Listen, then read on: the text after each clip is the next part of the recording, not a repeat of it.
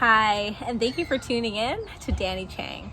So I'm back again with my girl Nephilia.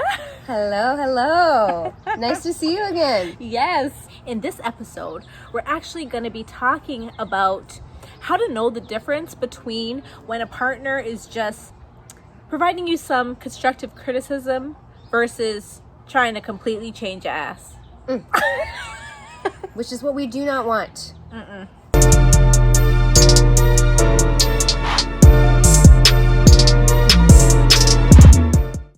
I feel like all of us have had the experience where a partner has had some feedback for us or has asked, oh, I wish you weren't so much like this. Oh, yes. You know, yes. I wish you weren't so whiny. I wish you weren't like... You're too much. Yeah, exactly. You're too sensitive. So we've all had these things, okay? But I think for those of us who have been able to take some of those criticisms and really turned it into something constructive and managed to grow from it, right? It can definitely be a positive. Yeah, I would have to agree with you. I mean, I think, I always say relationships are like mirrors, right? And I think sometimes there might be I've definitely been in a relationship before where my partner told me, hey, you know what, Naf? I think you might want to just look at this from a different perspective, or just try and see how when you react this way, what kind of a reaction you're getting. And I took that as constructive criticism. Okay, no one's ever really told me that. And it's really, it's nice to hear that because we're all out here trying to grow. Exactly. And I think for myself, I can say the most that I have grown, I think, has been through relationships and having relationships. 100%. And even back to the whole premise of my channel, it's not just the romantic relationships, but also, your relationship with your mother can help you grow. Your strained relationship with your sibling, where you guys were always kind of at heads, but now you've managed to somehow make peace. Make it work. helps you grow, right? And especially in the relationship realm, because this person is essentially, when you meet them, a stranger. Yes. And so they can highlight things in you that might actually be valid and points for you to examine yourself, because we're all just trying to figure out how to relate to each other in a way that feels comfortable to us. So some of the questions that I've had before have been around when is it too much? When does it pass the line between constructive criticism and really just asking for too much and asking to essentially change the essence of who you are? Yeah. I mean, I think a great answer to that question might be is, first and foremost, know thyself. Know and own and love who you are, and then understand what parts of you where there can be compromise, and then understand that there are parts of you that are just a part of your identity and your value system and who you are. And if that person is trying to ultimately change all of that, then what is it that they're asking you to do? Change who you are altogether? Yeah. And to me, it's kind of like when someone has too many complaints, I'm kind of like, you just don't like the package, so why did you pick me up? Do you know what I mean? So if you have too many complaints, then maybe I'm just not the person for you. Yes. In a sense too, right? Totally. For instance, there might be certain traits that everyone kind of says about you. And if you know that that's a negative trait, or if that's something that you want to work on, then perhaps this is a good opportunity to work on it, right? Because now someone is bringing it to the forefront, someone that you probably do care about and do want to maintain your relationship with. Yes. Right? Yeah. So in that scenario, I think it may be a great opportunity for self-growth and to really try to change in that area. Yeah. And I mean, relationships really ultimately come down to some level of compromise. Oh, yeah. And sacrifice. And so I think it's important to really hear your partner out. And we had that discussion on mental health in relationships, where it might be helpful for a partner to not change how they react to something, but examine how they're reacting to something and how that impacts the other person. And those unhealthy are behaviors. Unhealthy behaviors. And really, again, it comes down to communication. Yeah. But I mean, if someone's asking you to change your hair, your body, the way you talk, the way you walk, the way you eat, I would be a little bit suspicious about what kind of person that is and what their motive is. Yeah. Because there are partners that really actually truly want to help you grow. Yes. And there are partners that just want you to change to suit their interests. Sorry. Yeah. No, thank you. Exactly. To suit their interests. Yeah. Yeah. Would you ever, I mean, I've had clients who have talked to me before about how they may feel like it's almost borderline abusive in a sense of like, okay, there's absolutely nothing that I'm doing right in this relationship, and my partner is saying that the only way it's going to work is if I do X, Y, Z. What do you think about that? I think it's abusive. I think it can be abusive for sure, because I think I have been in a relationship where I felt like almost everything I did was wrong. And then it's kind of like, if you don't like the way I do anything, what brought you here? Like, why are you with me? Well, you are cute. But you know what? You know what? No, but if you don't like the inside, then then none of this matters, right? Yeah, no, it it's true. doesn't It's true. matter. And I was just adding some humor to that, but it's true. It's true. It's like, do we have to change? And that can happen really gradually, where it could be a small thing, like people trying to change you in a very, almost in a way where you don't notice, and then you have no idea who you are again. So it's really important to know those signs. Yeah. It's really important to know those signs. And do you think that could even be a sign of a narcissist too? Or someone that, is, kind of manipulative? Yeah. And the thing about narcissists is that they can come across as very empathetic. And they can come across as very like, I know what's best for you. And so for someone who is, let's say, an empath who attracts the narcissist generally, they might be like, oh, this person wants to make me better and stronger. But just be careful. Yeah. Yeah. No, it's true. So definitely, I think you really have to look at the person's motives. And are these things to help them or to help you? these suggestions, right? Because while sometimes it can be for them in the sense of like something that you're doing that's negatively impacting them, but then other times it's really just for selfish reasons, which is just icky, and who likes doesn't that? feel good. Because like I always say, even though we're in a society where love can sometimes feel conditional, in my opinion, love is actually freedom. Love is allowing people to be who they are.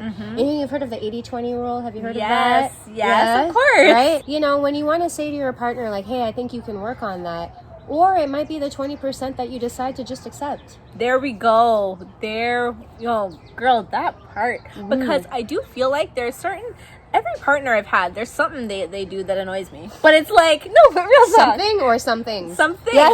Right? Things, yeah. Right? But then certain things you're like, is this really something that I really want to take on? Or do I just want to kind of just let this one go?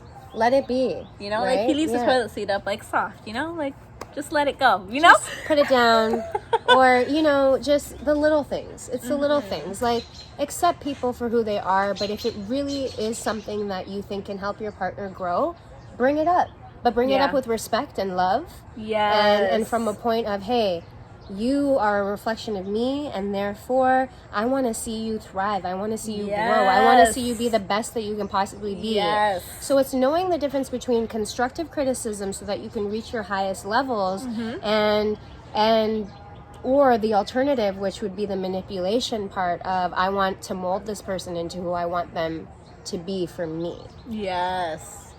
Yeah. So So, and it's good to be able to recognize the difference so that you don't lose yourself. Because once you do, while, it's never too late, you can always, get yourself back. But it's just going to become harder the longer that it's going on. And the longer that, especially if it's a lot of negative talk, for you to just get out of that space.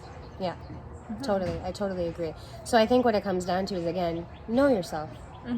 Just know yourself and know what you're willing to compromise on and what you're willing and what you want to accept about yourself.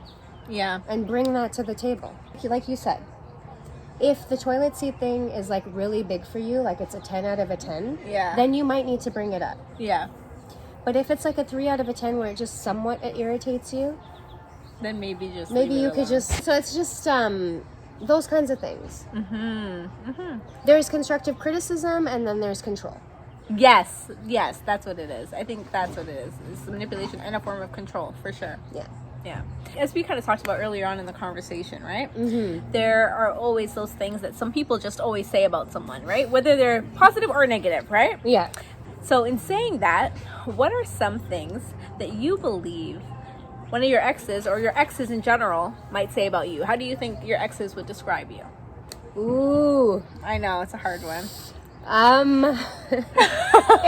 Actually, it's probably not that hard. I think most of my exes would say that I'm a nice girl, but that I'm a little on the intense side, and I'm a little emotional, and I'm a little sensitive, and some ex-boyfriends just weren't about that. And that was actually, it's funny that you mentioned that, because those were aspects of myself that, like, it wasn't just in relationships, it was with my friends too. Like, I identify as a highly sensitive person, and I'm not talking about sensitive in the way that, oh, everything hurts my feelings, but there is something called HSP, highly sensitive people, and I talk a lot about that on my page if you're interested. And I just have a tendency to feel things a little bit more deeply than others. It's not good, it's not bad, it is. It just is. And so before I understood that aspect of myself, I always felt like I had to mold and change who I was so that I could fit into the scenario. And now I'm trying to just honor that part of myself and say that this is actually who I am. And now that I understand it, I can help you understand it. And if you're not about it, that's okay. Yeah. That's okay. Yeah, so that's one part of yourself that you've kind of decided now you want to keep. Not only do I want to keep, but, like, even if I tried so hard to change it, like, I just can't. Yeah. It's just a part of who I am. Okay. So, and how I deal with things. But now that I understand it better, I'm able to cope with what comes my way a lot better, which makes for healthier relationships. If that makes any sense. Yeah. Because before I took it as a criticism, like, I need to change, I can't be like this, or I need to go do this and do that.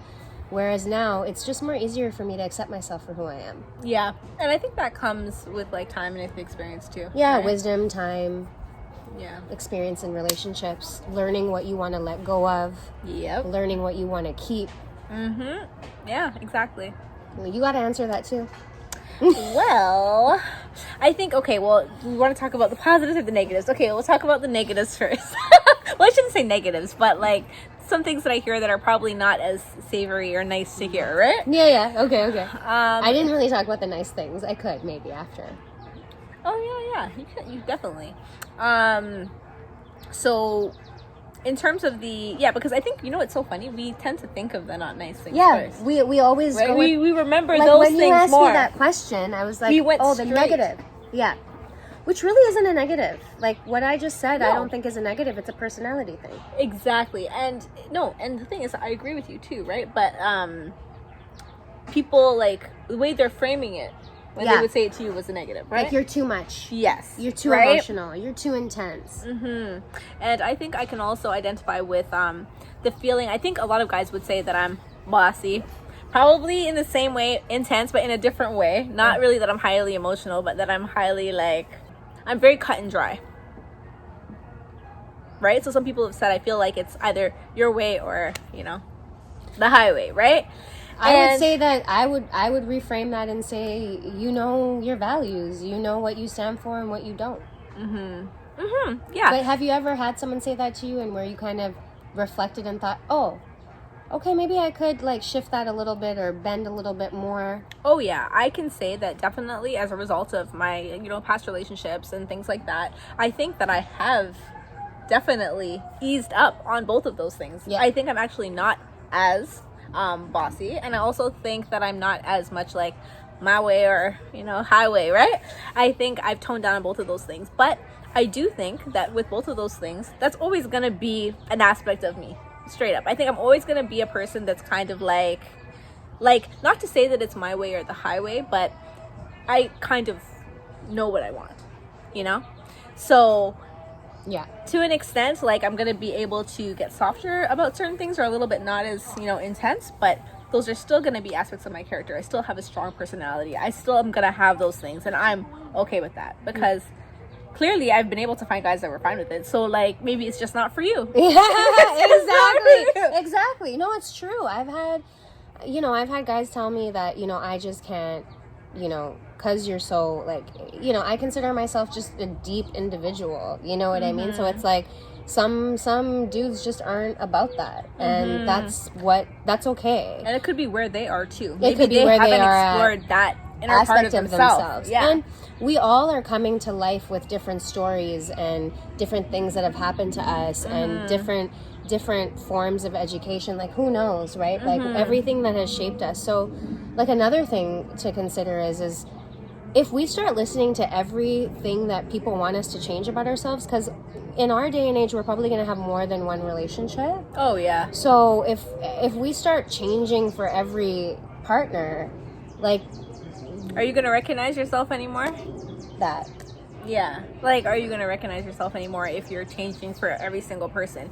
While I think certain things are good changes, because I do think that the ways in which I have changed and that I'm not, as much like I was maybe when I was like 19 or 20 or 21 or 22, I think that there are positive changes, right? Yeah. But then certain things now, if a guy was to say, like, yeah, I think if a guy was to say that to me now, I would just kind of be like, okay, then I guess I'm not for you. And it's real. Me too. Right? Me too. I'm being real. And then the positives, I think that they would say that I'm very loyal. I think that they would say I'm definitely, like, guys say I would feel safe with you being the mother of my child, because I feel like my child would be taken care of whether I'm there or not, because they can tell that I have that personality. So that's where that same personality some people were complaining about is also a positive. Yes, that is so true. So I always say, like, I always say, like, the parts